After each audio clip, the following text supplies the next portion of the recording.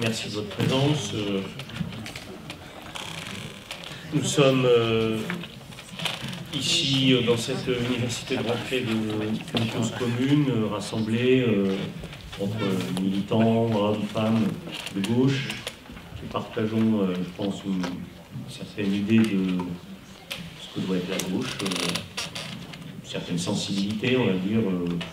Moi, je caractériserais comme une sensibilité de gauche non libérale, consciente de ce que sont les valeurs de la gauche, de ce que sont ses combats historiques, de ce que doivent demeurer ses repères. À l'occasion de cette université, de ce regroupement, nous avons commencé à avoir, et nous avons continué à avoir, en marge bien sûr, des ateliers et des plénières, beaucoup de discussions sur les problématiques stratégiques de cette rentrée politique, comment on voit bien ce sujet est désormais à l'ordre du jour, comment construire ou reconstruire une gauche qui soit en mesure de proposer au moment venu au pays un scénario de sortie du macronisme, par quelles étapes ça passe, par quels outils politiques, la question des ralliements, la question des alliances. Voilà, toutes ces questions sont dans nos conversations et on l'aide ce week-end. Mais conformément aussi à une tradition de notre mouvance politique, nous choisissons aussi de consacrer du temps à des échanges plus sur le fond pour essayer de voir comment nous pouvons apporter des réponses aux grands problèmes de nos sociétés, de nos économies, du pays, de la planète, et des réponses qui soient précisément conformes à ces valeurs et à cette identité que nous voulons défendre. Et donc ce matin, nous abordons une de ces grandes questions lancinantes, qui est la question du chômage, de la lutte contre le chômage, dont on a coutume de dire qu'elle est la préoccupation numéro 1 des Français. Je voudrais peut-être d'ailleurs, pour ma part, pour introduire ce débat de façon non usuelle, sinon iconoclaste, questionner justement ce postulat. Est-ce que le chômage, est-ce que la lutte contre le chômage est réellement la préoccupation numéro 1 des Français? En général, on ne se le pose pas, mais je pense que ce n'est pas inutile de temps en temps de s'arrêter sur cette question. Moi, ça fait 15 ans que je ne suis pas convaincu. Je ne suis plus convaincu de ce postulat. D'abord parce que, j'espère ne pas vous choquer en disant cela, même lorsqu'il y a 10% ou 12% de chômage, il y a quand même beaucoup de gens qui ne sont pas au chômage et qui ont des salariés modestes et qui ont des préoccupations et des attentes à l'égard de l'État social, à l'égard de la politique, qui ne se réduisent pas à la question du taux de chômage. Donc, ils peuvent par exemple avoir un rapport avec la question des revenus qu'on tire de son travail. Et puis toute politique de l'emploi, quelle qu'elle soit, engendre des contradictions possibles avec d'autres objectifs. Et ces contradictions, par conséquent, mettent en jeu des arbitrages de politique économique qui ne sont pas indolores ou indifférents. Deux exemples pour appuyer mon propos. Nous avons tous ici en tête que Lionel Jospin a été sévèrement éliminé en avril 2002, alors même que sous son mandat, dans le fond, le bilan en matière d'emploi était plutôt bon. C'était sans doute un peu détérioré à la fin, mais c'était une période où il y avait eu des créations massives d'emplois. Mais en même temps, et on en parlait hier soir avec Gaëtan Gors, qui avait été le rapporteur de la loi des 35 heures, et qui est présent à cette université, en même temps, le levier, l'outil principal que nous avions utilisé à l'époque pour combattre le chômage était précisément, à travers la réduction du temps de travail, un outil qui appuyait directement sur la contradiction entre l'emploi de ceux qui n'en ont pas et le pouvoir d'achat de ceux qui sont déjà au travail. Donc c'est une question que nous avons rencontrée dans notre histoire et qui a eu des incidences politiques. Et puis l'autre exemple plus récent que vous avez évidemment tous en tête, c'est celui de François Hollande. Je pense personnellement que l'incapacité dans laquelle il a été de se représenter à la dernière élection présidentielle a moins à voir avec son échec à inverser la courbe du chômage qu'avec beaucoup d'autres facteurs, et notamment la multitude d'erreurs politiques qu'il a commises tout au long de son quinquennat, et notamment dans la dernière année, l'échange de nationalité, loi travail, confidence inappropriée aux journalistes, négligence globale des valeurs de la gauche. Voilà, tout ça, me semble-t-il, a davantage pesé que le critère sur lequel lui-même avait énoncé les conditions de sa réussite, c'est-à-dire l'inversion de la courbe du chômage. Par ailleurs, je n'ai jamais rencontré, lui non plus, des Français qui s'intéressent à la courbe du chômage. Actuellement, ils s'intéressent au chômage dans des proportions qui restent à évaluer, mais la courbe, c'est une autre affaire. Voilà, alors ayant dit cela, pour relativiser un petit peu le sujet de cette plénière, enfin pour le problématiser politiquement et stratégiquement, bien évidemment, le chômage reste une préoccupation importante, parmi toutes les autres, mais importante, évidemment. Et par conséquent, il nous appartient de réfléchir aux outils, toujours à nouveau, aux outils qui peuvent permettre demain de retrouver un niveau d'emploi qui corresponde à la réalité démographique, par exemple, d'un pays comme la France. Alors, je pense que ça va être le sujet de nos échanges, avec des points de vue qui sont différents, et qui vont sans doute tourner autour de trois grandes pistes de réflexion que je vais juste énoncer. Il y a évidemment tous les débats autour de ce qu'on pourrait appeler le partage du travail, je ne sais pas quel est le bon terme, qui peuvent reposer ces débats sur l'hypothèse qu'il y a, sinon une raréfaction structurelle du travail, du moins un volume de travail qui ne peut pas nécessairement croître dans les mêmes proportions que la population active, et donc il y a un sujet de comment on partage le travail. Ce sujet, je l'ai rappelé à l'instant, a été porté par la gauche il y a une quinzaine d'années. Il est depuis un peu en jachère, même si Benoît Hamon, dans sa campagne présidentielle, a reposé un certain nombre de questions de ce type. Donc je pense que dans l'élaboration d'un programme futur, on ne peut pas faire l'économie d'une réflexion à nouveau sur cet enjeu, qui renvoie évidemment aussi à des enjeux de partage des revenus, d'organisation des revenus de substitution, d'organisation de l'État social.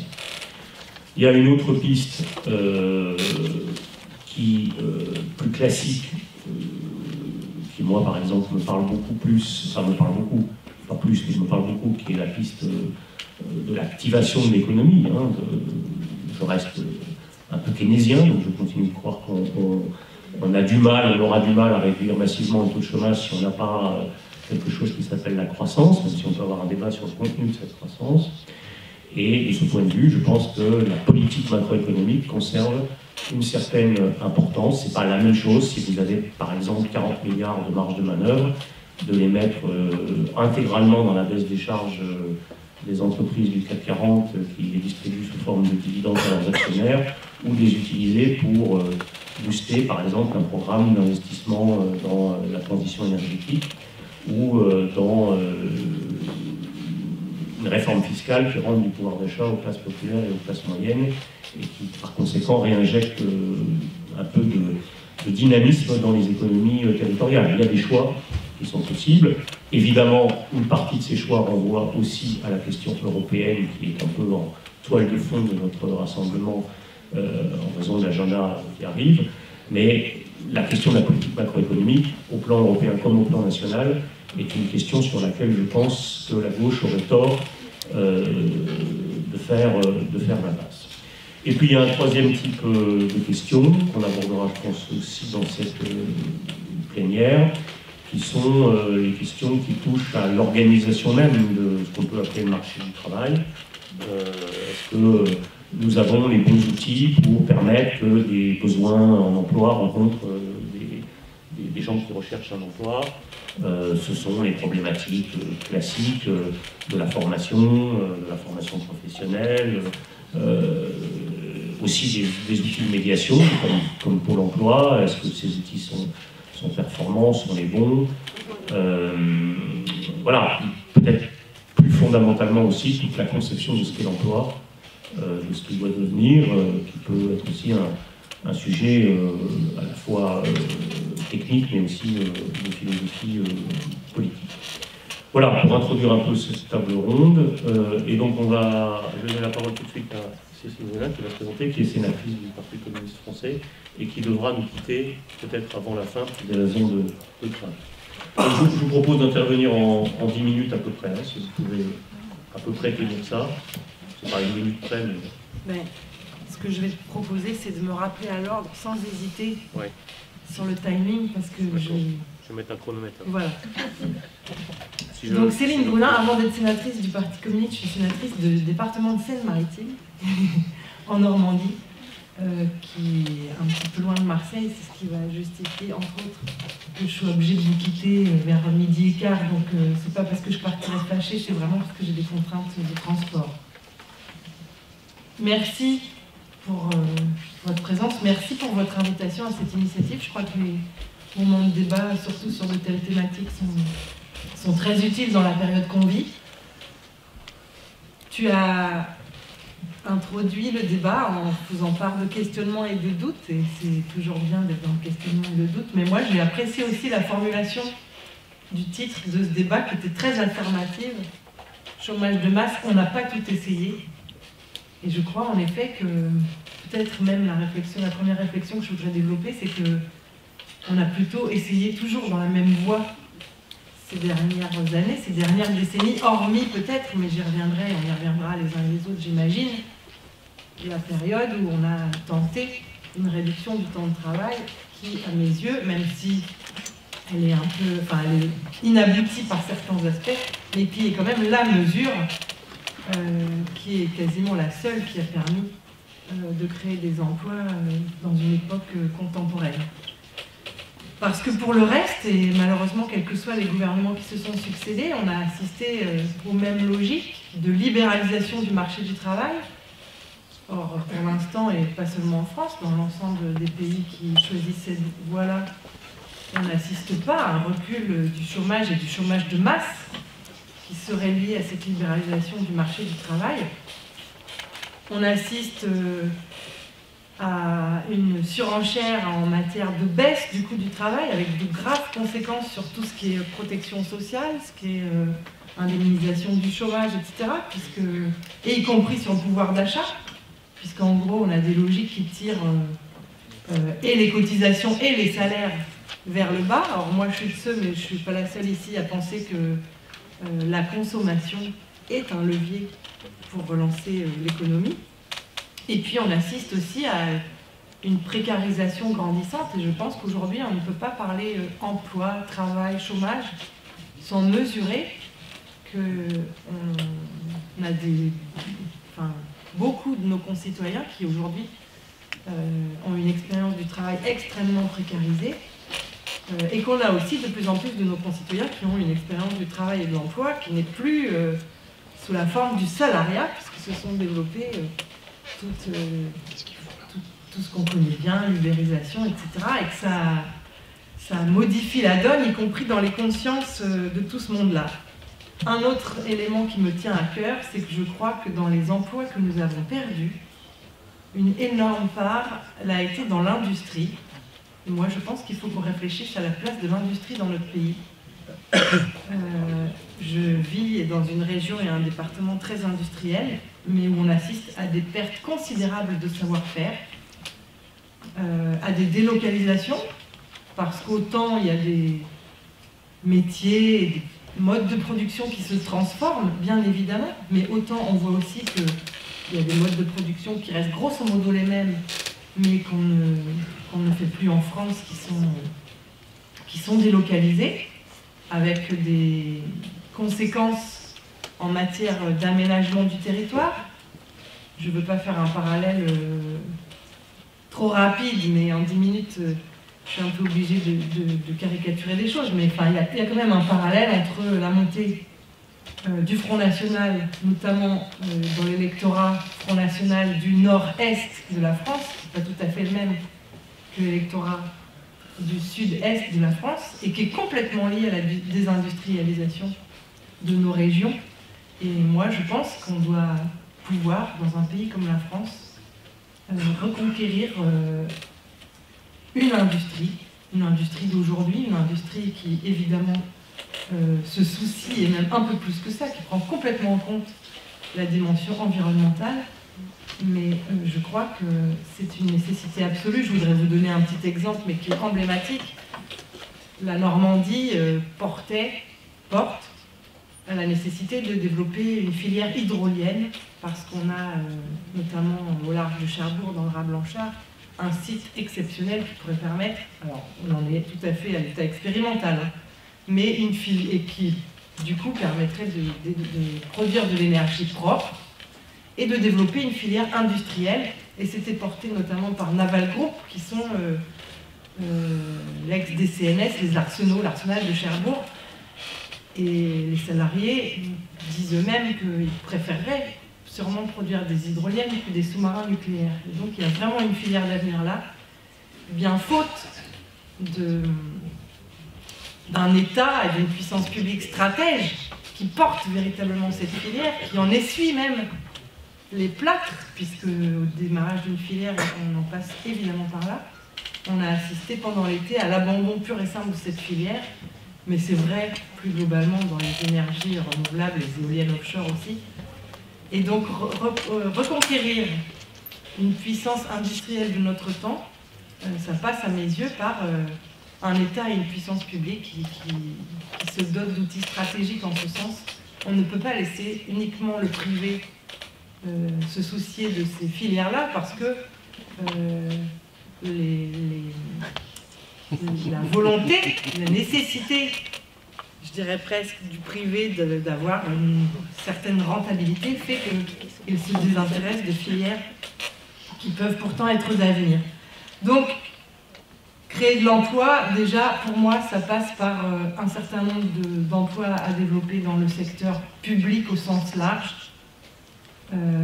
qui nécessite de rompre avec les politiques d'austérité, bien évidemment. Enfin, je ne vais pas faire la longue liste des besoins qu'on aurait, par exemple, dans les services publics. Juste un aspect, dans les EHPAD, vous avez vu ce mouvement qui a mobilisé en profondeur, même si ce n'est pas aussi visible que quand des cheminots se mobilisent, mais en profondeur, avec une revendication très très largement partagée de, en gros, un personnel pour un résident dans les EHPAD. Ben là, il y a des milliers d'emplois à créer, alors, et à financer, bien évidemment, avec toutes les questions de formation qu'il y a derrière, évidemment. Il y a, en cette rentrée, je ne sais pas comment vous vivez chez vous, mais nous, on a plusieurs centaines d'enfants en situation de handicap qui ne peuvent pas, qui n'ont toujours pas pu faire leur rentrée au bout d'une semaine parce qu'on manque d'AVS. Et là aussi, ce sont des personnels qui sont en situation de précarité extrême. Il y a évidemment donc, tout un pan d'emploi à développer dans le secteur public pour répondre à des besoins. Évidemment, ça coûte. Je ne vais pas pouvoir développer à l'instant T sur comment on finance ça, mais il faut se dire qu'à chaque emploi créé, c'est aussi des gens qui consomment, des gens qui réinvestissent et qui participent à la relance de l'économie. C'est aussi des ressources pour la protection sociale. Je pense qu'il faut aussi qu'on travaille, ça a été développé sur une nouvelle réduction du temps de travail. Une réduction du temps de travail hebdomadaire, mais aussi du temps de travail à l'échelle de la vie, puisqu'on a vu qu'avec les réformes successives des retraites, la logique, c'est plutôt de travailler plus longtemps.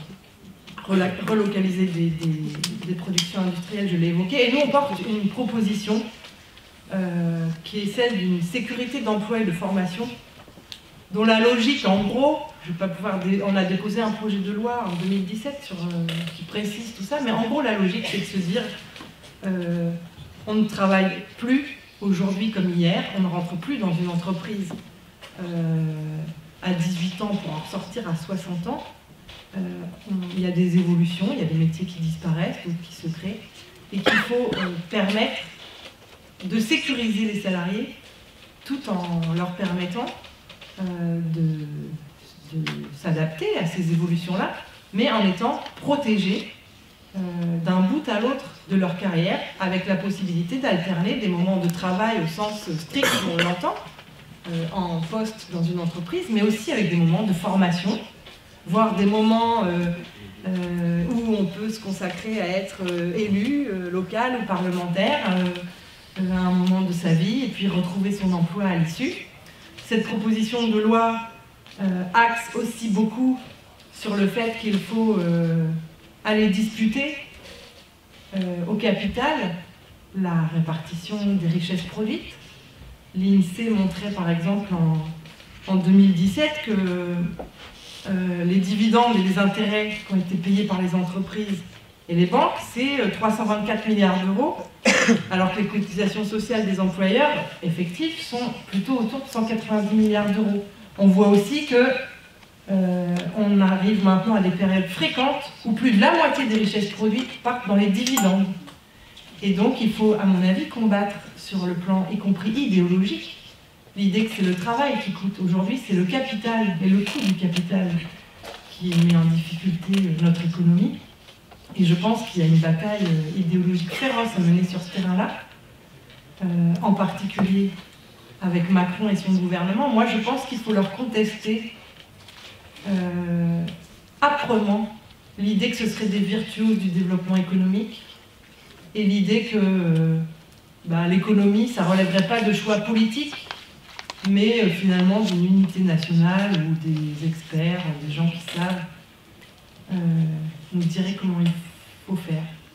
Parce que le monde du travail demeure quand même le monde d'un clivage, d'un affrontement entre le capital et le travail. Aujourd'hui, c'est plutôt le capital qui a marqué des points. Et je pense qu'il faut remettre ce débat au cœur de la société, en montrant, et je crois qu'on a une responsabilité collective là-dessus, tu évoquais à la fois le bilan de Jospin, qui était, c'est vrai, objectivement, un des moins mauvais, je vais dire, en termes d'emploi de tout ce qu'on a connu, et en même temps la raclée, la claque.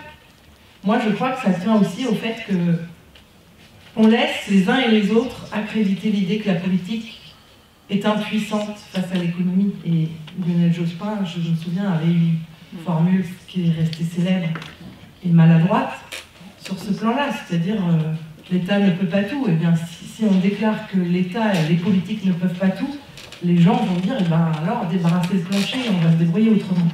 Et moi, je pense qu'il faut renouer avec un débat politique, économique, un débat, je dirais même, de classe sur ces questions-là, parce que c'est le moyen de reconquérir l'utilité de la politique dans ces questions-là, et je pense que c'est essentiel. Il faut qu'on montre que tout ça, c'est le fruit de choix, et que ce que des choix ont permis, d'autres choix peuvent le contrecarrer ou le renverser, et ça me paraît essentiel dans le moment actuel. Merci.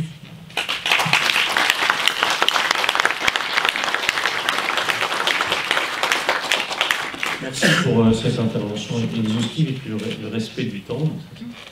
Je vais passer la parole à Guillaume Duval. Je pense que beaucoup d'entre vous le connaissent. C'est un compagnon de route des universités de rentrée de la gauche. Voilà, et c'est un acteur important du débat économique. Il est éditorialiste à Alternative économique. Il fait partie de ces acteurs du débat économique qui essayent depuis maintenant longtemps de faire vivre d'autres appréciations, d'autres analyses que l'idéologie libérale dominante, qui essaie dans le fond de combattre ce qu'à une époque on avait appelé la naturalisation du libéralisme, c'est-à-dire l'idée que les prescriptions libérales sont des prescriptions réalistes, évidentes, de bon sens.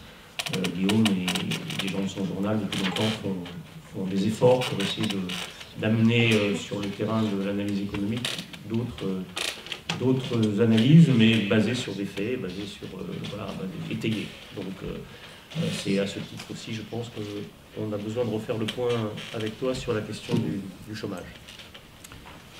Oui, bonjour. Bon, comme le précédent débat l'a montré, c'est aussi une période difficile pour la presse, donc on compte sur vous. Mais tout d'abord, merci à Emmanuel Morel, merci à Jean-Luc Laurent de m'avoir invité, de nous avoir associés à ces travaux. Donc, comme Laurent l'a dit, ça fait un petit moment effectivement qu'on accompagne volontiers ce type de débat. Mais je vais commencer déjà par exprimer un désaccord avec ce qui vient d'être dit par mes deux interlocuteurs précédents. Tout d'abord, s'il y a une question de chômage de masse aujourd'hui en France et en Europe, c'est pas une question de coût du capital. Aujourd'hui, le coût du capital, il est nul. Il n'a jamais été aussi bas. Si ça tenait qu'à ça, on aurait réglé la question. Et le deuxième désaccord que je voulais exprimer, c'était avec Laurent. Bon, il y a beaucoup de choses qu'il n'a pas compris, mais je pense que Hollande a beaucoup échoué sur la question de l'emploi et du chômage, en particulier parce qu'il y a un truc qu'il n'a pas vu du tout. C'est que ce qui s'est passé dans la suite de la crise de 2008, c'est un choc frontal entre deux évolutions. La réforme des retraites d'une part et la crise économique de 2008 puis de 2010 d'autre part. Donc l'allongement de la durée de vie au travail des gens est venu, enfin, s'est fait au moment même où on était dans la plus grande crise depuis 1929, ce qui a emmené une dégradation profonde, structurelle, de laquelle on n'est pas du tout ressorti du marché du travail, et en particulier du marché du travail des seniors. C'est un truc qu'il n'a pas vu du tout. Mais ce qui s'est passé dans la crise, c'est d'abord et avant tout le triplement du chômage des personnes de plus de 50 ans. Alors c'est vrai qu'on a des problèmes de chômage des jeunes, d'insertion difficile des jeunes sur le marché du travail, etc. Mais excusez-moi de vous dire, le chômage des seniors, c'est beaucoup plus dramatique parce que dans le contexte actuel, il n'y a aucune perspective de sortie. Je pense que Hollande a beaucoup échoué là-dessus parce qu'il n'a rien vu. Et il n'a rien fait, en particulier sur ce domaine-là. J'ajoute que ce qui se passe aujourd'hui, c'est une évolution historique centrale sur le marché du travail. C'est-à-dire que ce qui se passe aujourd'hui, c'est que c'est les hommes qui ont plus de difficultés sur le marché du travail que les femmes. Donc la période d'après 2008, c'est une période historique où le taux de chômage des hommes dépasse le taux de chômage des femmes, ce qui s'était jamais produit depuis qu'on suit un taux de chômage. Depuis 2008, le taux d'emploi des hommes de 25 à 54 ans a baissé de 4 points.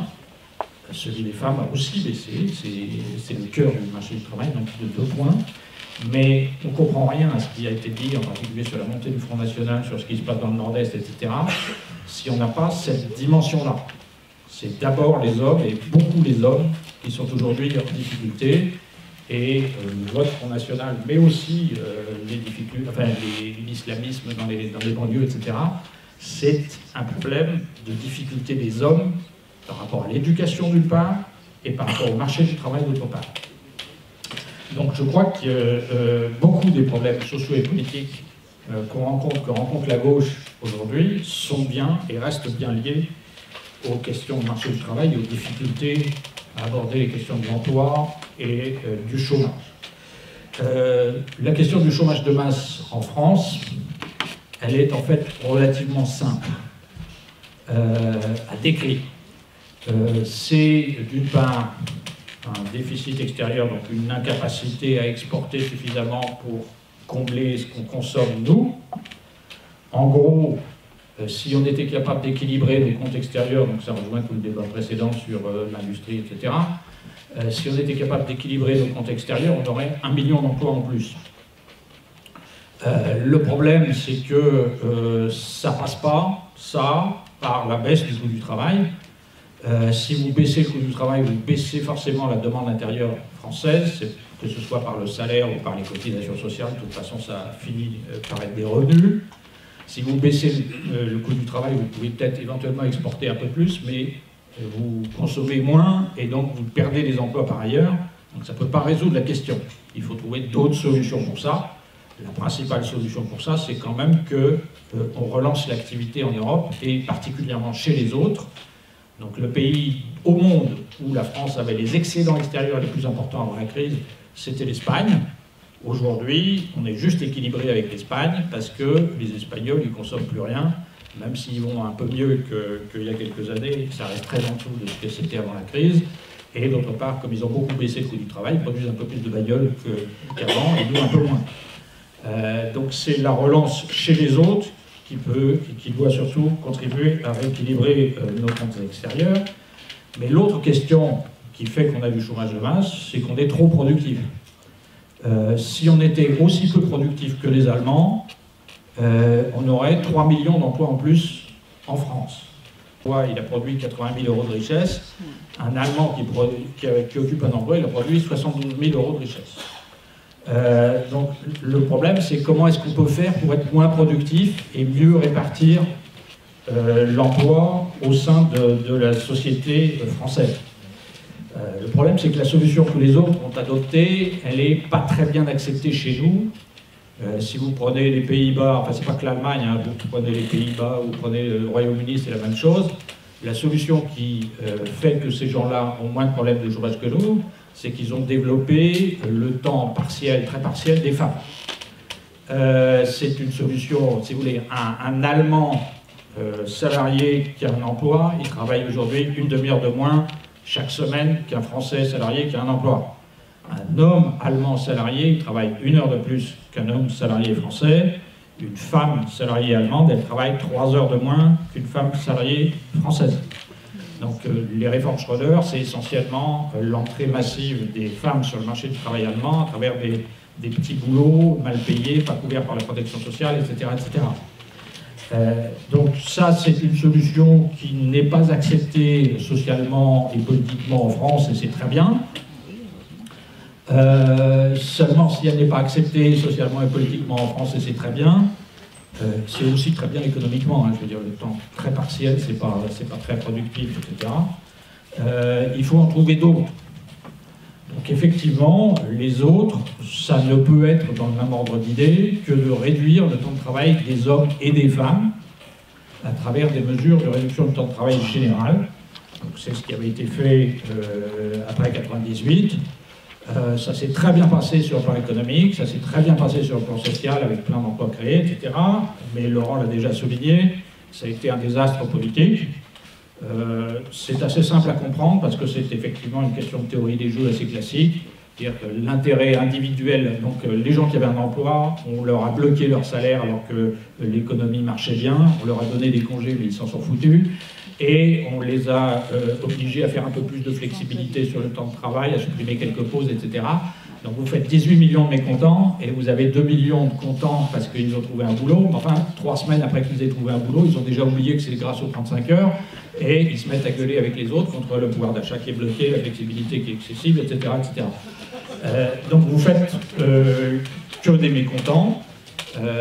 Bon, le problème en France, c'est qu'on n'arrive pas à faire passer ce genre de mesures parce qu'il n'y a pas de corps intermédiaire. Si vous voulez. C'est la question de savoir comment est-ce que vous mettez les gens, enfin comment vous expliquez aux gens que même si leur situation individuelle peut se dégrader un peu, c'est bon pour l'ensemble de la société et de l'économie. Donc ça passe en Allemagne, il y a des syndicats puissants, ils arrivent à faire passer ce genre de trucs dans les boîtes et tout. En France, on manque d'outils pour ça. C'est vrai, mais je ne vois pas d'autre solution pour relancer l'affaire que de reprendre cette voie-là. Alors je ne prône pas du tout de le reprendre sous l'angle de la semaine de 4 jours ou la semaine de 32 heures. Je pense que déjà les 35 heures, ce n'était pas vraiment une réduction hebdomadaire du temps de travail. C'était déjà plutôt des jours de congés supplémentaires sur l'année pour les gens. Je pense qu'il faut l'aborder sous un angle beaucoup plus long, beaucoup plus large. Donc moi, ce que je prône, c'est des trucs du style 6 mois de congés sabbatiques rémunérés tous les 5 ans ou 1 an de congés sabbatiques rémunérés tous les 10 ans. Ça fait aussi 10% de réduction du temps de travail. C'est aussi compliqué à organiser dans les boîtes parce que ça veut dire que vous avez 10% des gens qui sont absents en permanence, y compris les cadres, etc. C'est aussi compliqué à financer parce que si vous voulez payer les gens, il faut trouver les sous, etc., etc. Mais je pense que ça répond mieux à une demande sociale aujourd'hui que de réduire davantage la semaine du travail. Parce que je pense que, enfin moi je suis plutôt d'accord pour dire que comme la vie s'allonge, il faut partir plus tard en retraite, etc. Mais je pense que les gens, ils sont d'accord pour partir plus tard en retraite s'ils peuvent prendre la retraite pendant qu'ils travaillent. C'est-à-dire qu'ils ne soient pas obligés d'attendre d'être en chaise roulante pour faire le tour du monde s'ils ont envie. Et puis il y a plein d'autres choses qu'on peut faire dans ce type de cadre, se reformer complètement, etc. etc. Donc je pense que c'est de ce côté-là qu'il faut chercher. C'est aussi compliqué que les 35 heures, mais c'est quand même suffisamment différent pour ne pas appeler strictement le même type de réaction. Il y a d'autres voies qui sont en train d'être essayées, qui ont été essayées et poussées par Hollande aussi avant, mais encore plus par Macron aujourd'hui. Pour être moins productif, il y a une solution simple, c'est de développer le travail indépendant. Enfin, c'est les plateformes, les auto-entrepreneurs et tous ces trucs-là. Ça, c'est vraiment très grave, parce que c'est vraiment développer massivement les travailleurs pauvres. En France, il y a 7% des salariés qui sont des travailleurs pauvres, donc qui vivent dans des familles qui gagnent moins de 60% du revenu médian, mais il y a 25% des travailleurs indépendants qui sont des travailleurs pauvres. Moi, j'ai vraiment la haine pour les énarques avec ceinture et bretelles qui veulent absolument pousser tous les chômeurs à se mettre à leur compte, parce que ça, c'est vraiment les pousser dans la pauvreté et dans les grandes difficultés, risquer en plus leur peu de patrimoine, etc. etc. Donc ça, je crois que c'est vraiment une piste qui existe et qui peut être une solution, mais qui est une solution extrêmement dangereuse et qu'il faut combattre. Voilà ce que je voulais vous dire.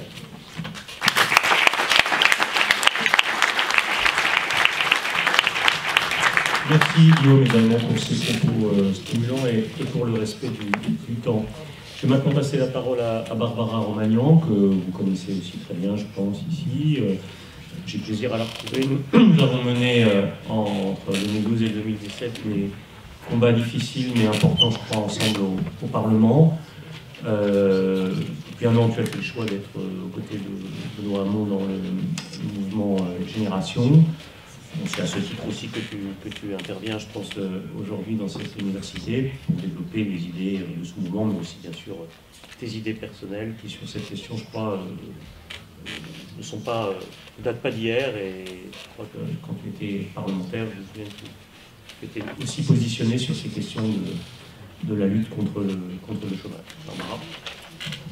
Merci. Alors moi, je vais pas faire une intervention généraliste, je vais plutôt parler d'une mesure en particulier, d'un autre partage du temps de travail. Et pour rebondir sur ce qui a été dit tout à l'heure sur la question des 35 heures, en fait, les 35 heures, c'est un petit peu comme la fronde. On a été bons, mais on a tous perdu. Les 35 heures, moi, je trouvais que c'était bien, mais ça ne nous a pas empêché une très cuisante défaite. Je perçois bien qu'il y a quelques paradoxes à dire tout ça, mais voilà, je pense comme... Guillaume l'a déjà largement introduit, que c'est vraiment du côté de cet autre partage du temps de travail qu'on doit se diriger. Donc moi, je vais évoquer deux mesures qu'on a déjà essayées, hein, parce que le titre, c'était « On n'a pas tout essayé », donc moi, je vais parler de deux trucs qu'on a déjà essayés. Évoquer rapidement une mesure qui n'est pas simplement essayée, mais en fait qui est utilisée à chaque changement de gouvernement, qu'il soit de droite ou de gauche, et qui, malgré son efficacité extrêmement relative, continue à être revendiquée et défendue, et presque toujours présentée comme la seule possible pour réduire le chômage, qui est donc la baisse des charges. Et puis après, j'évoquerai évidemment beaucoup plus longuement l'autre, celle qui a été mise en œuvre surtout une fois, avec quand même une grande efficacité, puisque c'est la seule période dans les 50 dernières années où on a vu baisser massivement le chômage. Alors peut-être que ce n'est pas dû que à ça, hein, c'est peut-être une concomitance avec évidemment aussi d'autres événements, mais c'est justement la réduction du temps de travail, c'est le moment où le chômage a baissé comme ça n'est jamais arrivé, hein, on passe de 12% selon les mesures du BIT en 2017 à 8% en 2002. Pour autant, elle est au mieux ignorée, comme faisant partie des possibilités pour réduire le chômage, et au pire, est très souvent particulièrement dénigrée, y compris à gauche. Alors, la baisse des charges, elle a évidemment beaucoup d'effets pervers. Déjà, quand on parle de charges, comme Gérard Filoche n'est pas là, je m'autorise à parler pour lui le temps d'une phrase.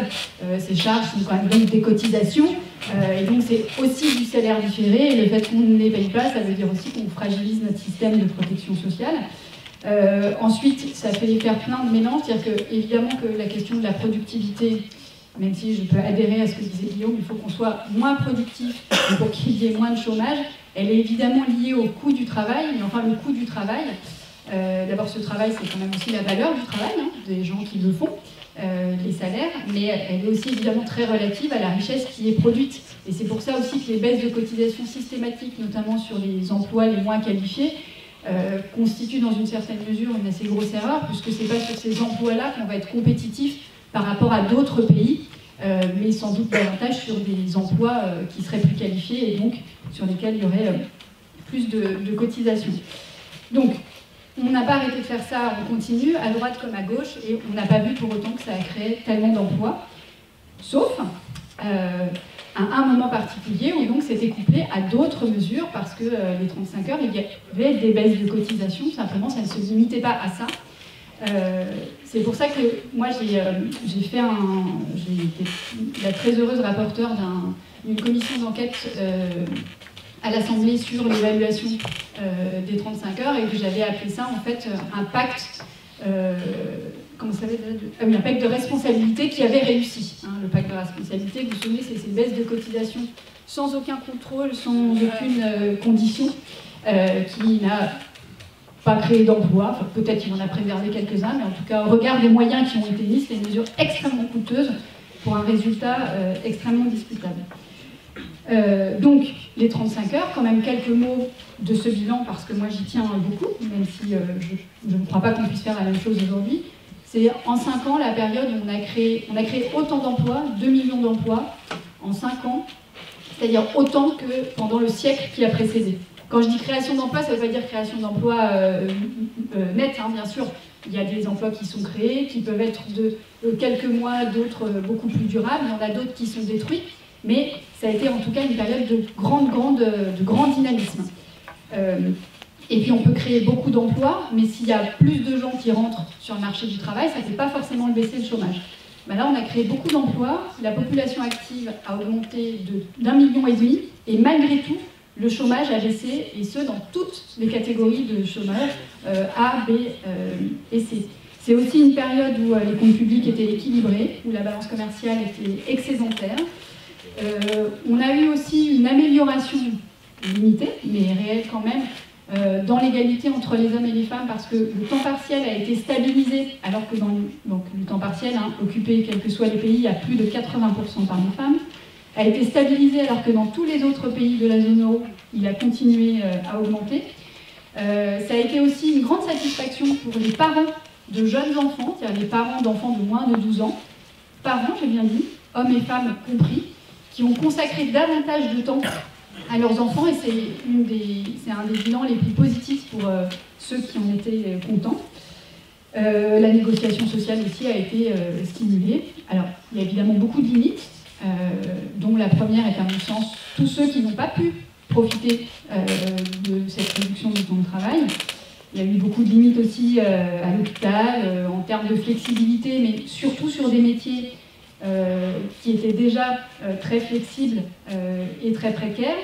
Il y a des choses à dire aussi sur le forfait jour. Vous savez que c'était surtout les cadres qui bénéficiaient entre guillemets de ça, c'est-à-dire qui permet d'avoir à la fois plus de liberté, mais donc, comme son nom l'indique, un forfait jour, dans une journée, vous ne savez pas si vous travaillez pendant 6 heures ou pendant 16 heures. Donc il y a aussi eu beaucoup de difficultés qui existent toujours. Et puis donc à l'hôpital, je l'ai dit tout à l'heure. Je pense que maintenant, plus que de réduction du temps de travail, et sûrement pas de 35 heures non plus, il faut parler d'un autre partage du temps de travail. Je dis partage et pas baisse, parce qu'il y a des gens pour qui il s'agit d'une baisse, ceux qui travaillent trop, et qui parfois en souffrent. Mais pour beaucoup, l'enjeu, c'est évidemment justement d'avoir du travail, plus que ce qu'ils en ont aujourd'hui, et de revenus, parce qu'ils ne peuvent pas en vivre, et tout simplement aussi parce qu'il y en a qui n'en ont pas du tout, d'où partage. Pourquoi un autre partage? Parce que le travail il est déjà partagé, hein, entre ceux qui en ont trop, pas assez, ceux qui n'en ont pas du tout, entre les hommes et les femmes. Et puis, travail, j'insiste sur ça aussi, en réalité, quand on parle de réduction ou de partage du temps de travail, on parle surtout du temps d'emploi, hein, parce que c'est l'emploi salarié dont il s'agit. Et donc, il s'agit évidemment de mieux partager ce temps d'emploi salarié, qui rapporte des moyens pour vivre, etc., mais aussi le temps de travail autre, qui celui-là n'est pas rémunéré, et donc là je fais référence à la question notamment du partage du temps domestique, qui aujourd'hui reste assez largement le privilège des femmes, et même quand elles y passent un peu moins de temps, c'est plus grâce aux micro-ondes que grâce à leurs compagnons, même si bien sûr, dans cette salle et ailleurs, il y a quelques évolutions. Et le fait que le travail soit déjà partagé, ça n'est pas nouveau, et ça n'est pas propre à la France. Guillaume a pris l'exemple de l'Allemagne tout à l'heure, mais la Suisse, la Grande-Bretagne, même les États-Unis, je crois, c'est assez largement ça. Les pays qui ont des taux de chômage sont inférieurs à 5%, c'est tous des pays dans lesquels le taux d'emploi à temps partiel est au moins de 25%, et dans lesquels la moitié de ces emplois sont des emplois qui sont inférieurs à demi-temps, et dans lesquels, comme je vous l'ai dit tout à l'heure déjà, qui sont occupés toujours à plus de 80% par des femmes. Et donc c'est aussi des emplois sur lesquels il y a très souvent peu de cotisations, avec tous les problèmes que ça suppose, et en tout cas des emplois qui ne permettent pas l'autonomie. C'est aussi pas nouveau du tout, hein, quand on parle de cette période bénie du plein emploi des années 50, 60, jusqu'au début des années 70. En fait, c'est un plein emploi très relatif. C'est-à-dire que c'est vrai si, là encore, on ne compte pas les femmes. Parce qu'en 1962, vous avez un taux d'emploi des femmes entre 30 et 50 ans, je crois, qui est d'à peu près 40%. Aujourd'hui, il est de 80%.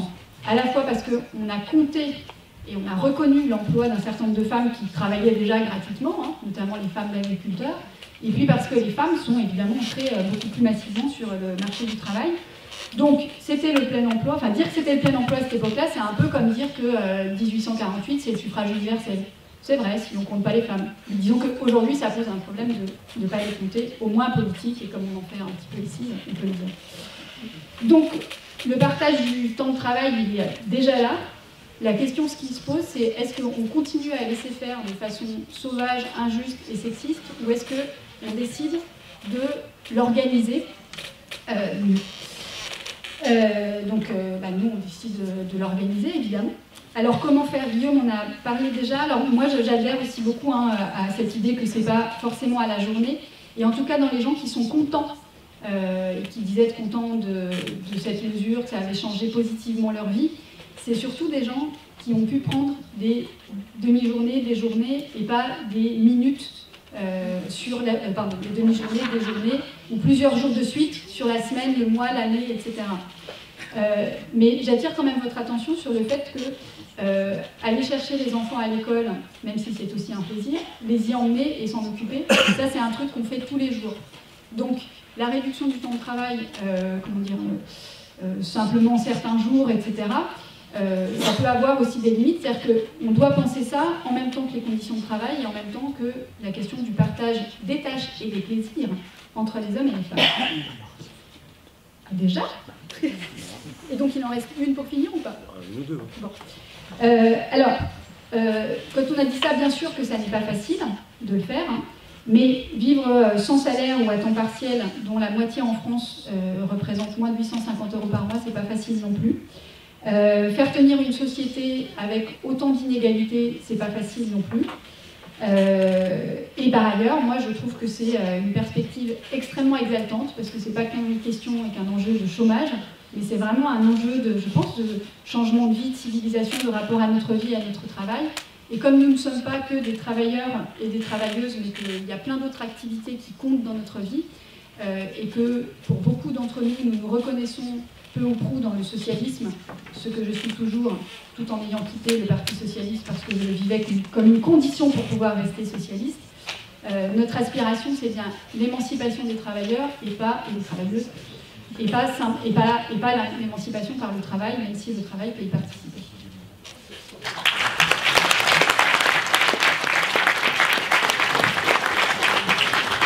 Merci Barbara. Nous allons maintenant passer la parole à Romaric Godin qui va conclure ce premier tour. Après, nous aurons un peu de temps pour les échanges. Donc Romaric est journaliste économique à Mediapart, donc à sa manière aussi incarne je dirais cette autre presse, pas spécifiquement économique, mais cette autre presse qui essaye d'apporter un contrepoids à une forme d'idéologie dominante. Romaric. Merci beaucoup. Merci de votre invitation. Je vais profiter donc des minutes qui me sont données pour parler d'une autre proposition qui peut être intéressante, en tout cas que moi je pense peut être intéressante pour la gauche dans sa reconstruction, notamment sa reconstruction idéologique, qui est celle de ce qu'on appelle la garantie de l'emploi, ou plutôt en France l'employeur en dernier ressort, qui avait été inclus dans le programme de la France Insoumise, je crois, de la campagne 2017, mais qui n'était pas au centre de la réflexion. Or, moi, je pense que le débat, même si après on en discutera si vous souhaitez, Encore une fois, il ne s'agit pas de présenter une panacée, c'est d'ailleurs pas exclusif des propositions de réduction du temps de travail qui ont été portées par Guillaume et Barbara avant moi. Mais je pense que c'est quelque chose qui aujourd'hui est très intéressant pour la gauche, parce que c'est quelque chose qui permet de sortir d'une certaine logique néolibérale qui est celle de prendre le travail par le biais du marché, d'une part, et par le biais de l'intérêt du capital, ce qui fait que, effectivement, pour résoudre le chômage, en fait, on connaît assez bien les solutions. Pour faire baisser le taux de chômage, il suffit, on l'a dit, de développer le temps partiel des femmes, donc, et puis de flexibiliser, c'est-à-dire de rendre en fait ce temps partiel encore plus facile pour pouvoir réduire le chômage en période de croissance soutenue, parce qu'évidemment, en période de basse eau, le chômage sert d'ajustement macroéconomique, c'est par le chômage que l'ajustement se fait. Et c'est précisément ça sur laquelle aujourd'hui, à mon avis, les organisations de gauche devraient réfléchir. Et ce que propose la garantie de l'emploi, qui est une proposition qui aujourd'hui fait l'objet de beaucoup de discussions, notamment aux États-Unis, où elle est assez bien portée par la gauche du Parti démocrate, c'est que ce n'est plus le chômage qui va servir d'ajustement macroéconomique. Alors, rapidement, qu'est-ce que c'est que cette garantie de l'emploi ? C'est simplement un nouveau droit. Là aussi, je crois que c'est un élément important quand on est à gauche, de donner des nouveaux droits aux citoyens. C'est un nouveau droit, c'est donner le droit à tous ceux qui le souhaitent d'avoir un emploi rémunéré qui lui permette de vivre. Et qui ne soit pas exclusif de droits qu'on lui enlèverait parce qu'on lui donnerait cet emploi. Donc, aux États-Unis, par exemple, cette proposition se base sur une rémunération de $15 par heure, qui est une rémunération extrêmement élevée. En France, on peut réfléchir à une rémunération autour du SMIC actuel. On peut aussi réfléchir à une rémunération plus élevée. Il faut considérer que le SMIC n'est pas suffisant pour vivre pour beaucoup de personnes. Mais en tout cas, il faut que ce soit une rémunération qui permette aux gens de vivre. Alors, évidemment, la première objection, et je parle d'objection en même temps que je développe, c'est de dire mais qu'est-ce qu'on va leur faire faire ? En fait, c'est très simple. C'est pas très simple, mais ce qui est certain, c'est que dans la société aujourd'hui, il y a énormément de besoins qui ne sont pas satisfaits. Il y a énormément de besoins sociétaux qui ne peuvent pas être satisfaits en fait par le secteur privé parce que tout simplement il n'y trouve pas son compte, parce que c'est pas assez rentable, parce que c'est rentable mais à condition de précariser le travail à l'extrême. Ces besoins-là, il faut les définir. Et donc, dans la réflexion qu'il y a, notamment aux États-Unis, autour de la garantie de l'emploi, ce qui est très intéressant, c'est que les emplois sont définis, les besoins sont définis de façon démocratique et sur le terrain. Et donc, c'est une vision très décentralisée de la réflexion, c'est-à-dire que c'est véritablement au niveau du terrain qu'on décide quels sont les besoins, voilà, même si évidemment il y a des coordinations au niveau, pour les États-Unis, des États, en France des régions et sans doute au niveau national. Mais tous ces besoins permettent notamment de définir quelque chose qui est essentiel et qui permet, je dirais, de modifier complètement la façon de penser l'économie, qui est la pensée des communs, de ce qui appartient à tous, de ce qui est de l'intérêt commun. Et ça, c'est quelque chose aujourd'hui qui se développe dans la pensée économique, qui commence à être relativement bien documenté, et sur lequel, évidemment, on peut s'appuyer pour développer des emplois qui seraient inscrits dans le cadre de cette garantie de l'emploi. Alors, à partir de ce moment-là, on crée évidemment ces emplois et on va donner à chacun la possibilité, c'est encore une fois pas une obligation, c'est volontaire, donc il y a des gens qui préféreront même rester au chômage. La garantie de l'emploi, c'est pas forcément la suppression des allocations chômage, mais en tout cas, ça peut être pour les gens qui notamment ne sont pas indemnisés, et il y en a beaucoup, soit ont des indemnités très fortes, ça peut être une solution qui, par ailleurs, fait baisser le coût des allocations chômage. Donc c'est pour tous ces gens-là la possibilité d'avoir un emploi qui est rémunéré, qui donne lieu à une couverture sociale, qui donne lieu également à une formation, d'abord une formation sur le terrain, parce que ces gens-là vont travailler, ils vont apprendre des choses, et puis on peut imaginer que tout cela se fait en collaboration avec une formation à côté. Ce qui est intéressant, c'est que du coup, on exerce une autre forme d'ajustement macroéconomique. C'est-à-dire que cette garantie de l'emploi, c'est un coussin de protection pour les citoyens. Coussin de protection qui n'existe pas ou qui existe via des allocations chômage, et on voit actuellement avec la réflexion qu'ils vont être de plus en plus précarisées, et qui sont limitées dans le temps en cas de choc macroéconomique. Là, en cas de choc macroéconomique, eh bien, il y a ce coussin de protection qui joue le rôle d'un stabilisateur automatique très fort et qui, évidemment, fait en sorte que le choc d'une éventuelle crise serait moins fort. De façon plus générale, cela fait une pression sur le secteur privé, d'abord sur les salaires, puisque évidemment le SMIC devient... pourquoi travailler dans le secteur privé dans de mauvaises conditions au SMIC alors qu'on peut avoir des emplois qui vont être, via la garantie de l'emploi, de meilleures conditions et donc ça va forcer le secteur privé en réalité à être en concurrence avec cette garantie de l'emploi et ça va forcer le secteur privé en fait à s'améliorer, à offrir de meilleurs salaires, donc à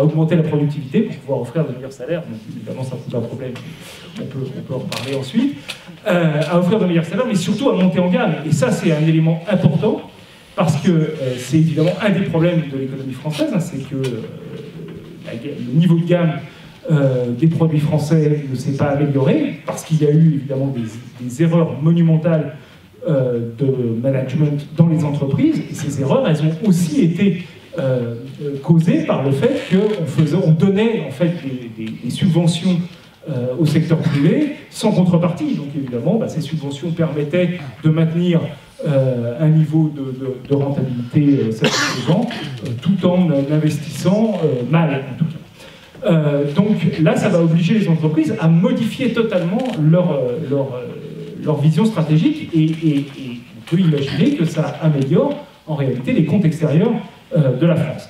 Ça améliore en tout cas, ça c'est sûr, la consommation, puisqu'on va avoir 5 millions de personnes aujourd'hui qui sont dans un niveau de précarité important, si on prend en compte les gens qui sont mal indemnisés, les gens qui ne sont pas indemnisés, les gens qui sont dans le halo du chômage, c'est-à-dire qui ne travaillent pas mais qui voudraient travailler, et bien tous ces gens-là vont bénéficier, peuvent bénéficier, encore une fois c'est volontaire, d'un niveau de revenu qui est plus élevé, et donc évidemment ça va soutenir la consommation, ça va soutenir la consommation locale. Alors après, encore une fois, c'est pas une panacée, hein, ça ne veut pas dire que ça règle tous les problèmes, il y a des problèmes macroéconomiques qu'il faut régler à côté de ça, mais en tout cas, ça supprime notamment l'intérêt, on en a parlé tout à l'heure, des travailleurs pauvres.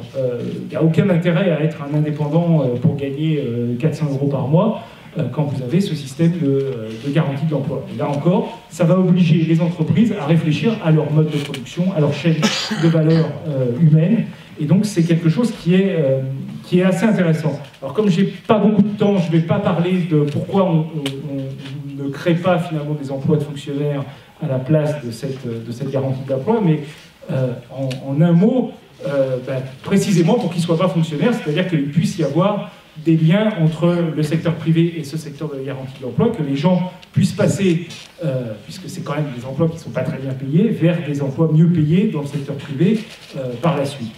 Un mot sur le financement, puisque, deux mots pour finir, je suis à 2 minutes, mais je vais mettre 2 mots qui sont des objections importantes. Le premier, c'est évidemment celle des ateliers nationaux de 1848, c'est-à-dire qu'on va payer des gens pour faire des travaux inutiles, et puis voilà, c'est une sorte de subvention finalement de la paresse. Bon, normalement, je ne devrais pas avoir ce genre d'opposition devant un parterre de gauche, sachant que évidemment la suppression des ateliers nationaux a été payée dans le sang par les ouvriers parisiens et français. Mais pour vous dire, encore une fois, tout dépend de ce qu'on veut faire, et je crois que cette définition de l'emploi, des besoins au niveau local, fait qu'en réalité, on est vraiment dans le... Et tout le monde ne sont pas satisfaits dans la société, alors que justement, on a ce chômage de masse. On n'est pas comme si on était dans une situation où on ne pouvait pas faire face à avoir des besoins à satisfaire. Dernier point, c'est celui du financement. C'est évidemment quelque chose de très important. Si on prend 5 millions de personnes aujourd'hui, payées au SMIC, ça coûte à peu près 90 milliards d'euros. Vous avez des subventions au secteur privé qui sont de l'ordre de 150 milliards. Vous avez le coût induit du chômage qui est de l'ordre de 100 milliards. Donc moi, je pense qu'on peut mettre en place quelque chose de cet ordre-là. Et là, on réfléchit évidemment de façon neutre, c'est-à-dire si cette garantie de l'emploi n'avait aucun effet sur la croissance, ce qui, à mon avis, ne sera pas le cas, mais si cette garantie de l'emploi n'a aucun effet sur la croissance, moi je pense qu'on peut la mettre en place, encore une fois on peut discuter ensuite des détails, en réduisant le déficit public, parce que justement, puisque l'emploi n'est plus l'ajustement en cas de crise, on n'a plus besoin en réalité de subventionner l'emploi dans le secteur privé. Voilà, je vous remercie.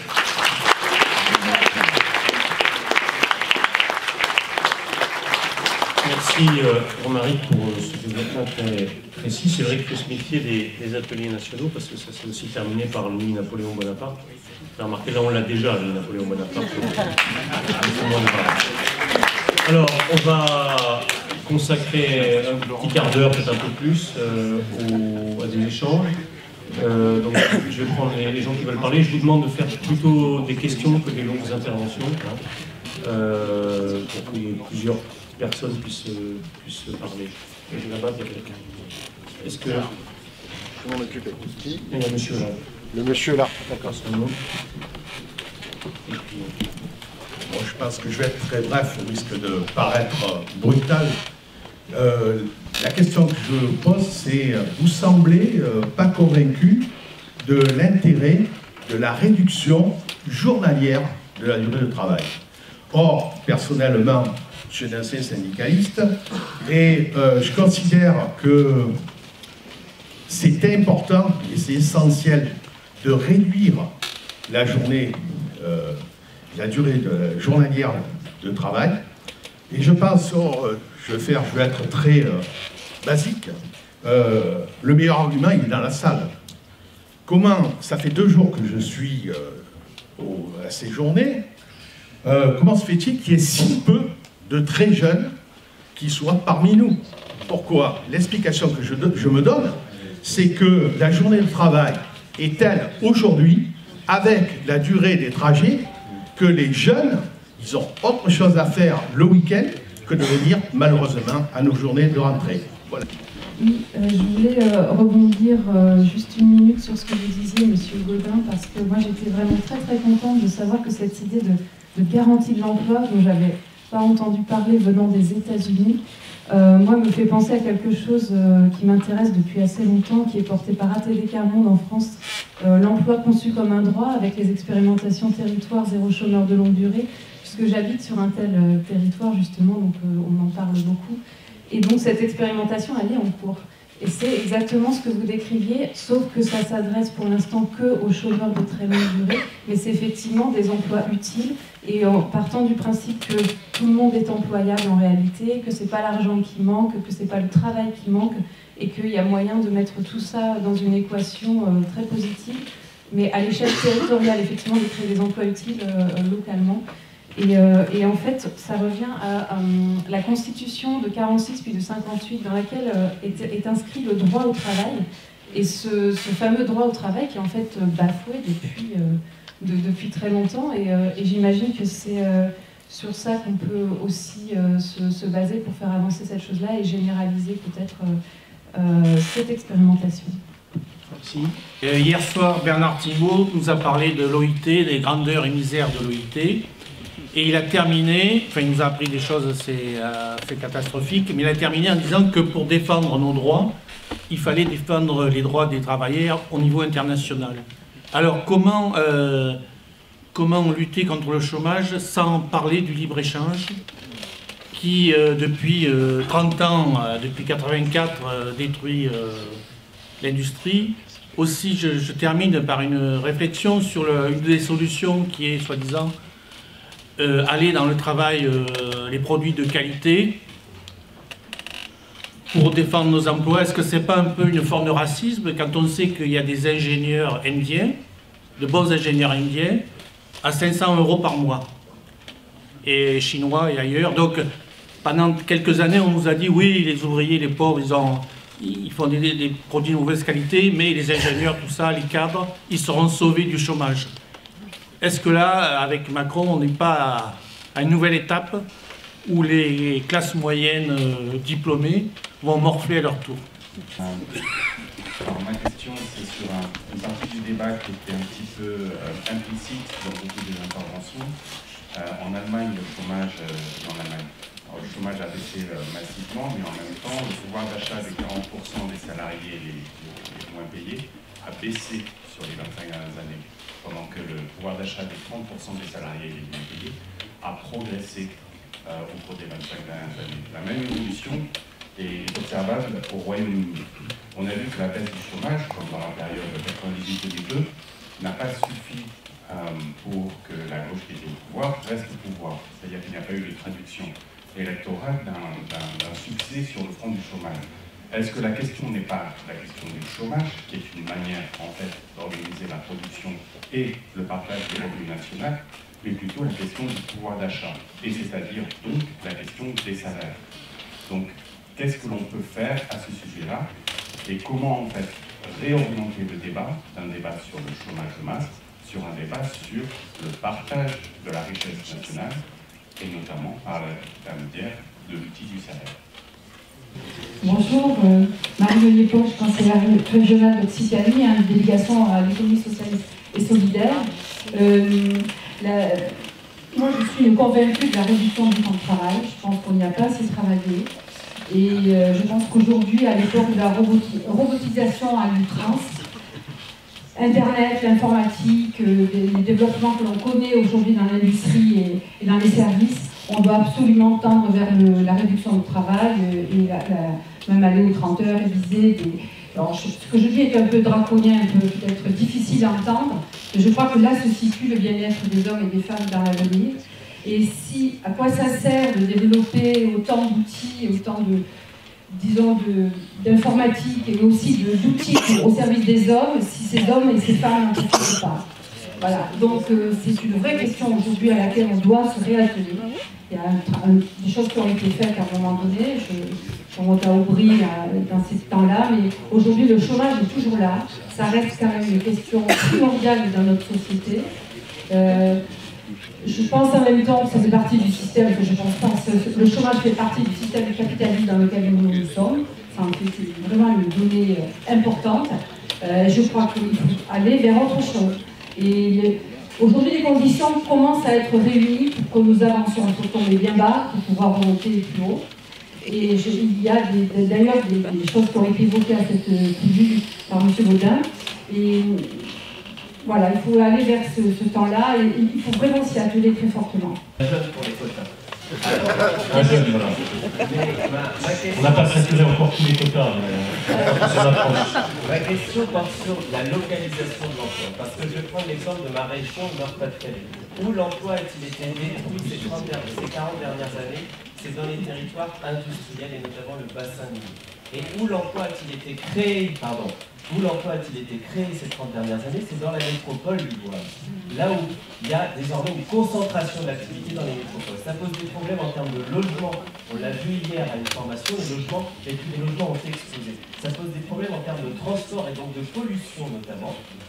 Quand vous parlez de partager l'emploi, je suis tout à fait d'accord avec vous, partager la productivité. Mais si c'est partager l'emploi qui est dans les métropoles, à quoi cela sert? Il faut retrouver de l'emploi à Lens, à Liévin, dans les territoires périphériques. Et c'est de l'emploi qui sera forcément industriel, je rejoins ce qu'a dit Madame la sénatrice. Et la question que je veux vous poser, c'est ça, c'est est-ce qu'on doit vraiment concentrer l'activité sur des soi-disant effets d'agglomération qu'on connaît très bien en économie, puisque je suis doctorant en économie, mais est-ce que ces effets-là n'ont pas été totalement captés par la rente foncière, notamment, et par une certaine économie en emploi, une économie d'échelle en emploi qui serait en fait dévastatrice pour notre économie? Merci beaucoup de cette faveur. Je partage complètement ce que tu viens de dire. Je pense que, effectivement, on voit que se développe, quand il se développe de l'emploi, essentiellement dans les métropoles, ce qui crée des fractures territoriales extrêmement graves. C'est aussi dû au fait qu'on a quand même eu une conception on va dire, oui, du partage du travail à l'échelle mondiale, où en gros la France avait plutôt vocation à se tertiariser et à accueillir du tourisme. La Chine, je le fais de manière caricaturale, mais la Chine étant l'atelier du monde. Et je pense qu'on arrive aussi aux limites de cette conception du développement autant territorial pour ce qui nous concerne en France que mondial, pour des raisons environnementales. Quand on pollue en Chine, je suis désolée, mais nous en avons aussi des conséquences en Europe. Et moi, je préfère avoir des industries, y compris dangereuses, sous mes yeux, de citoyennes exigeantes en termes de droits environnementaux, en termes de droits sociaux, que des industries qui polluent, qui exploitent dans d'autres endroits du monde. Et ça rejoint ce que disait un autre intervenant qui faisait écho à ce que disait Bernard Thibault, qui, je crois, a réalisé un travail et rapporte des choses extrêmement intéressantes. Oui, c'est un combat qu'il nous faut mener à l'échelle internationale et pour ce qui nous concerne précisément à l'échelle de l'Europe. Il faut qu'on arrive à gagner quelques mesures. Je suis pas très ambitieuse peut-être ce matin, mais je pense qu'il faut se donner quelques mesures atteignables qui mettent un frein au dumping social. Et que c'est absolument indispensable si nous voulons regagner une crédibilité et reconquérir des emplois dans nos territoires. Je vous remercie et puis, comme je vais le voir filer, je suis sûre que je vais retrouver bon nombre d'entre vous le week-end prochain à la Fête de l'Humanité pour poursuivre ces discussions. Bon retour. Peut-être encore deux questions rapides et puis après on demandera aux intervenants de conclure. Bon, question rapide. Tout ce que vous proposez pour réduire le chômage est très intéressant. Mais je pense qu'il y a un problème fondamental, c'est le financement qui internationalement devient de plus en plus difficile puisque toutes nos industries foutent le camp à l'étranger à cause des règles que vous connaissez de libre-échange et du pouvoir des actionnaires qui est sans contrepartie chez les salariés. Alors, quelle solution proposez-vous pour enlever ou réduire le pouvoir des actionnaires et redonner le pouvoir aux salariés? Il y a un projet qu'on a mis sur la table, qui a été fait avec Claude Escarguel, élu à Cifour, et qui propose une solution pour partager l'EBE, c'est-à-dire l'excédent brut d'exploitation, entre les actionnaires et les salariés. Et pour l'instant, il n'y a pas de proposition précise sur ce sujet. Qu'en pensez-vous? Merci. Et puis dernière question, Jérôme, Suline, peut-être pas. Jérôme Suline. Voilà. Moi, je suis content de ce débat parce que ça faisait longtemps qu'on n'avait pas parlé à d'autres en fin de compte de la réduction de la durée du travail. Quelque part, c'est une forme de réarmement idéologique contre tous ceux qui nous disent que ce n'est pas possible, que c'est une utopie et qu'il n'y a qu'une seule alternative aujourd'hui.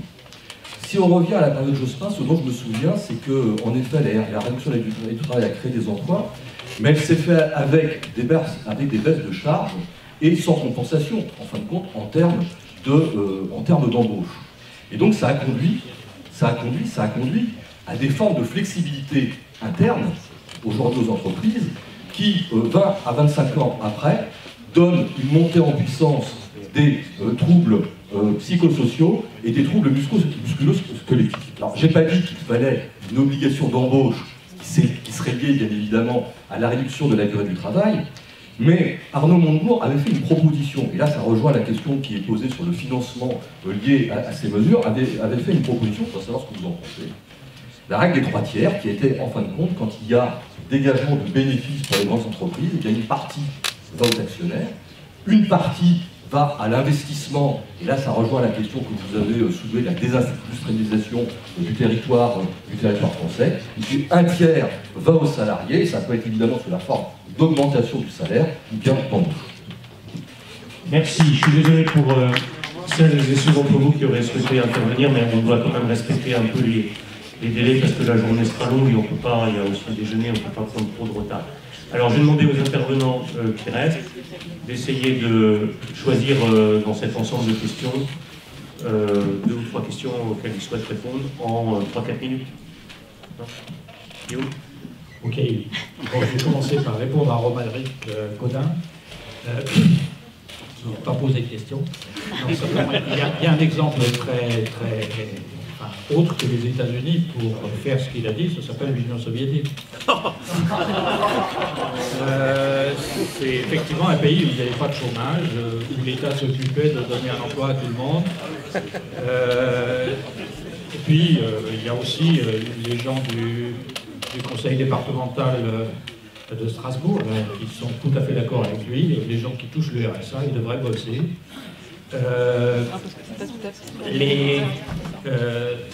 Si vous voulez, moi j'aime beaucoup ce type de solution, je soutiens les territoires zéro chômeur, etc. Mais il faut faire gaffe quand même aux effets pervers que ce type d'idée peut avoir. Je sais que beaucoup de gens de gauche n'aiment pas le marché et toutes ces choses-là, mais moi j'aime quand même assez la liberté que ça donne, malgré tout, même si elle est limitée, etc., aux gens de choisir dans tout un tas de contraintes, évidemment, la place qu'ils peuvent occuper dans l'emploi et dans l'activité économique. Bon, ça c'est un premier point. Deuxième point sur la dimension internationale, etc. Oui, il y a des problèmes de libre-échange. Enfin, si les Allemands ils vendent 2 fois plus de bagnoles que nous, c'est pas parce que les ouvriers de l'automobile allemand ils coûtent 2 fois moins que chez nous. Hein. C'est qu'ils coûtent toujours 25% plus qu'un ouvrier de l'automobile française. Donc ça tient aussi à des questions qui ont été évoquées tout à l'heure, la capacité de mobiliser les gens dans les entreprises.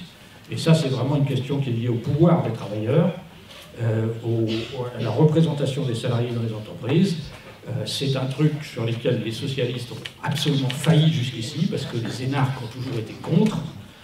Mais une des urgences absolues, c'est de développer la codétermination en France, de donner les pouvoirs de veto au conseil d'entreprise dans les entreprises sur la plupart des décisions managériales importantes, comme ça se passe en Allemagne, de mettre la moitié des représentants des salariés dans les conseils d'administration, comme ça se passe en Allemagne, de supprimer les PDG, comme ça se passe en Allemagne, d'avoir un président du conseil de surveillance et un directeur général.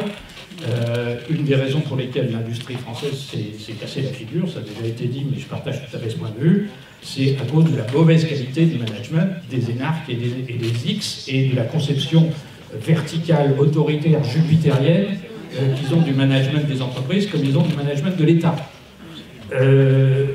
Donc ça, effectivement, c'est un truc très important. Après, il y a évidemment des questions sur le libre-échange. Je ne suis pas du tout un défenseur du libre-échange, etc. Il faut imposer des contraintes et des limites.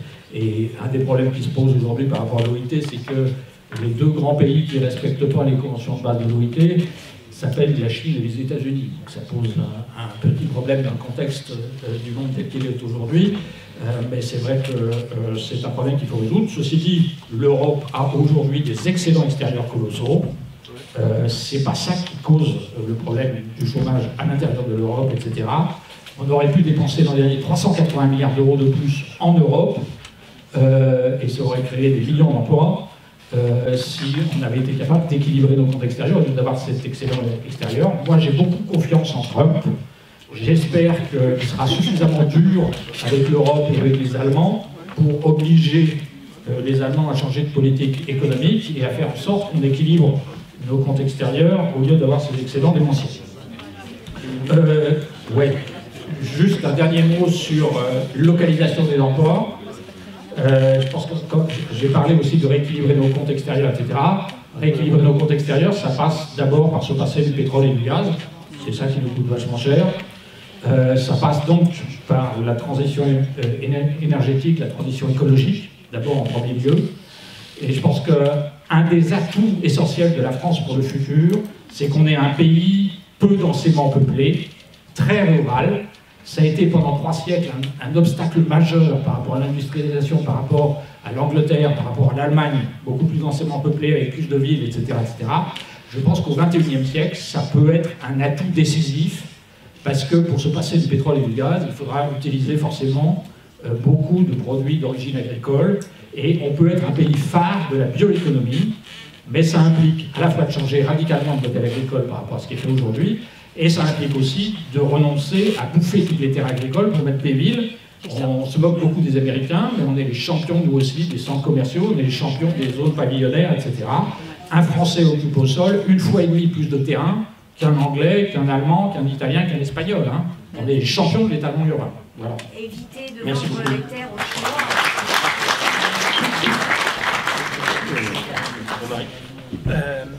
Merci. Donc d'abord, évidemment, je vais répondre à mon confrère qui a du mal m'entendre, mais c'est pas grave. Je lui en veux pas. Donc, en Union soviétique, évidemment, il n'y avait pas de secteur marchand. Ici, évidemment, dans ma proposition, je maintiens un secteur marchand. J'essaye même de le développer. Donc voilà. Et c'est évidemment l'essentiel de l'économie. Et il n'est pas question, comme peut-être je ne l'ai pas précisé, mais évidemment dans les projets de garantie de l'emploi, ce sont des emplois spécialisés, enfin souvent dans le secteur non marchand, et qui, la première condition, ne font pas concurrence au secteur marchand. À mon avis, il faut qu'il y ait quelques réflexions, puisqu'il y a des éléments du secteur marchand sur lesquels on peut réfléchir, mais évidemment, il n'est pas question de socialiser l'intégralité de l'économie, premièrement, et deuxièmement, il n'est pas question de forcer qui que ce soit, ni les gens du RSA, ni les gens à travailler, puisque, comme je l'ai dit, il s'agit d'un programme volontaire qui offre une possibilité à ceux qui souhaitent travailler dans des conditions décentes et qui leur permettent de vivre. Donc, évidemment, ce n'est pas du tout une proposition de retour à l'économie soviétique, mais bon, évidemment, on va avoir toujours dans le débat affaire à des caricatures. Mais ça, c'est normal. Au moins, on n'a pas eu les ateliers nationaux, donc c'est déjà ça. Alors, pour revenir, donc évidemment, sur le territoire zéro chômeur, évidemment, je m'excuse de ne pas l'avoir cité, évidemment, j'étais pris par le temps. C'est un élément essentiel parce que, évidemment, ça permet justement de montrer qu'on a des emplois, qu'on a des besoins, que effectivement les gens sont employables s'ils le souhaitent, que ça les tire vers le haut, hein, comme pouvaient le faire d'ailleurs les emplois aidés qui ont été supprimés. On voit les conséquences sociales aussi et sociétales et économiques de la suppression des emplois aidés. Donc tout ça, c'est quand même un élément qui est extrêmement important. La seule, évidemment, petite restriction, c'est qu'il faut que ça soit une expérimentation qui soit à un moment le creuset de quelque chose de plus large, puisque l'intérêt en fait de cette proposition, et l'intérêt je pense pour les forces de gauche, c'est de percevoir cette proposition réellement comme un outil d'ajustement et de politique économique, encore une fois qui n'est pas du tout exclusif de la réduction du temps de travail, de la réflexion sur le libre-échange, de la compétitivité, d'une politique industrielle, etc. Ça n'a rien à voir. C'est indépendant de ça, mais c'est un moyen d'agir sur la croissance et les ajustements macroéconomiques. Ça permet notamment de réfléchir à la question de la localisation de l'emploi, qui a été évoquée. Je pense qu'effectivement, si on laisse faire le marché, eh bien, on a effectivement des gens dont les opportunités, les gens qui vont bien, tout va bien, parce qu'ils ont les moyens de satisfaire évidemment la demande qui est sur le marché, mais on se retrouve évidemment avec ces phénomènes de métropolisation qui s'accompagnent d'un appauvrissement et d'une désertification de beaucoup de territoires. Et là, l'intérêt de ce type de proposition, c'est qu'évidemment, parce que justement les décisions sont prises sur le terrain, les besoins sont définis sur le terrain, eh bien ça permet de faire revivre, alors ça ne crée pas des emplois industriels en tant que tels, mais ça permet de faire revivre les territoires, et quand les territoires revivent, eh bien, on a de nouveaux besoins qui naissent, des besoins d'infrastructures, on est mieux connecté, et au bout d'un moment, on fait revivre tout le tissu économique. Encore une fois, ce n'est pas une solution miracle, moi je ne défends pas de solution miracle, mais ça permet en tout cas de regagner un peu d'espoir et de choses. Dernier élément sur le libre-échange, évidemment, je pense que c'est un élément qui est essentiel.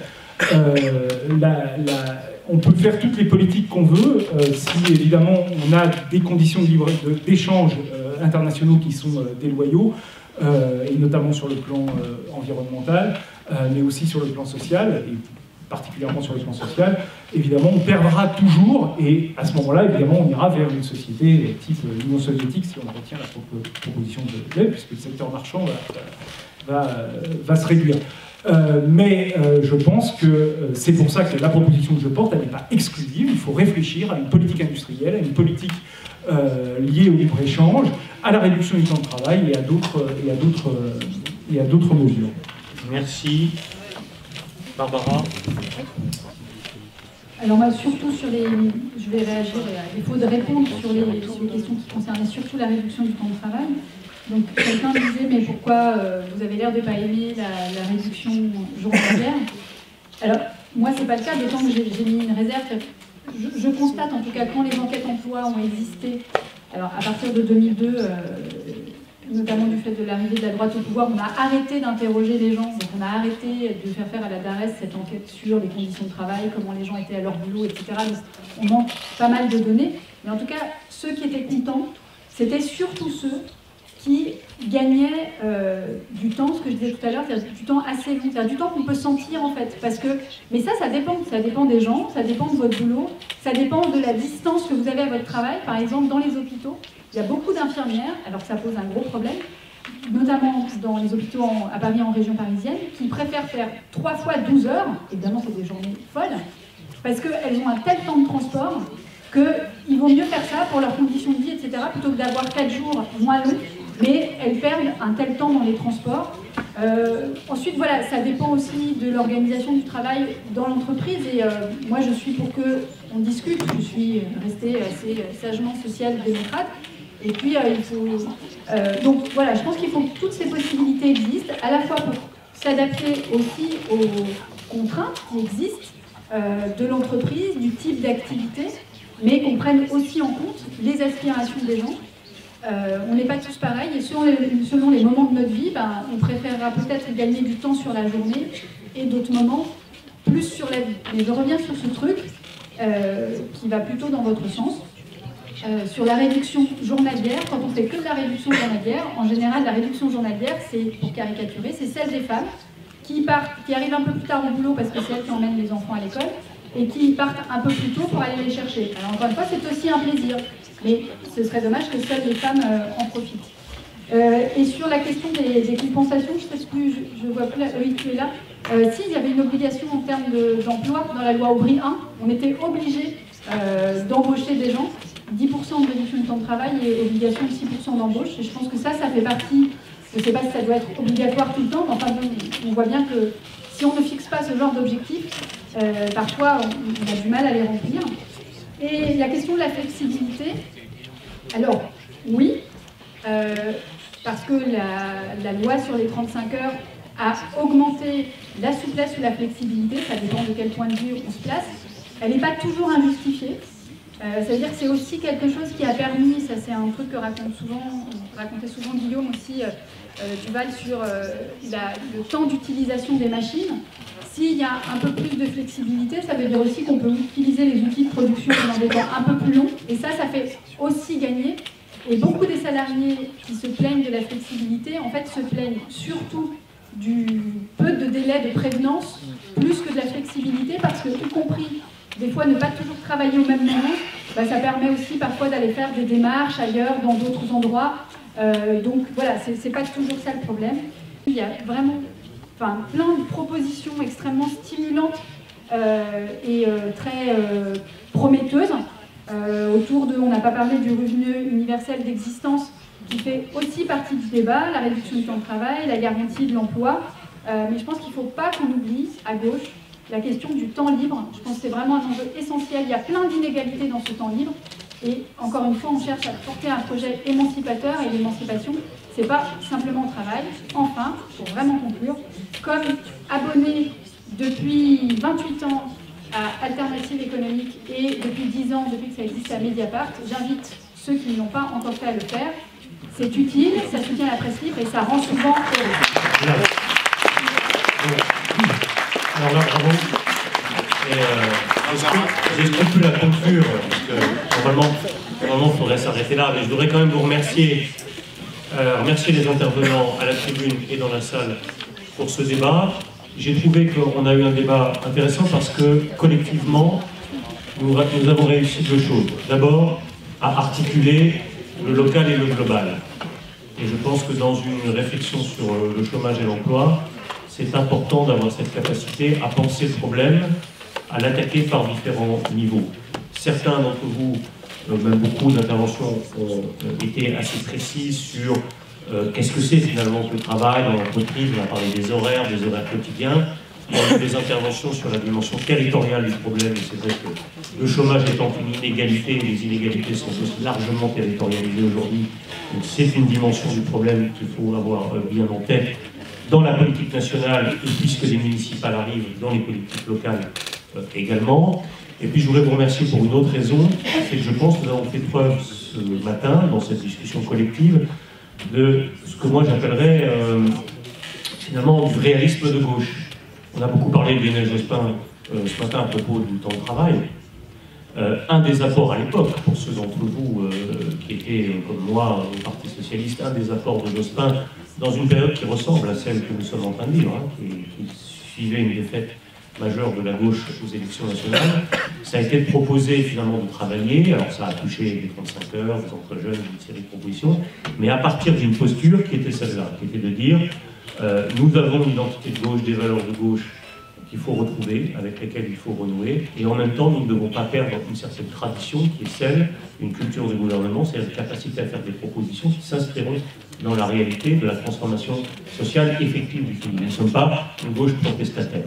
Et moi j'ai envie de conclure cet atelier, cette plénière, un peu sur cette idée-là, c'est que si nous voulons rester nous-mêmes et être utiles à ce processus de reconstruction de la gauche, il faut que nous fassions ce que nous avons fait ce matin, c'est-à-dire avoir une capacité à travailler ensemble pour produire une alternative gouvernementale à ce qu'est aujourd'hui la politique macroniste.